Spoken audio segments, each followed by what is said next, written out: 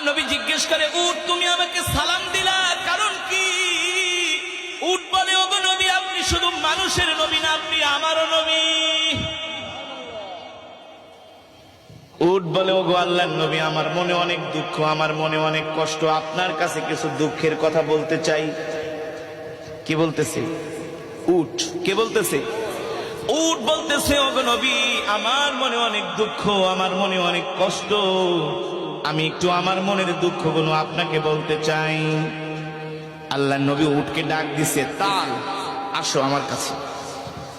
উট আল্লাহর নবীর কাছে আসলেন, এসে উটের মুখটা আল্লাহর নবীর কানের কাছে নিয়ে মনের সব দুঃখগুলো বলতে লাগলেন।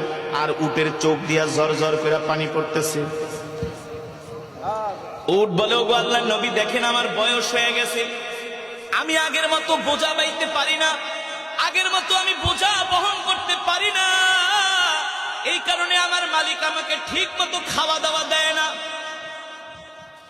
আমাকে খাবারে কষ্ট দেয়। শুধু এটাই না, আমার মালিক আমাকে জবাই করার জন্য দেখেন একটা ছুরি নিয়ে আসছে, একটু পরে আমার মালিক আমাকে জবাই করে দিবে। আল্লাহু আকবার, জোরে বলেন আল্লাহু আকবার।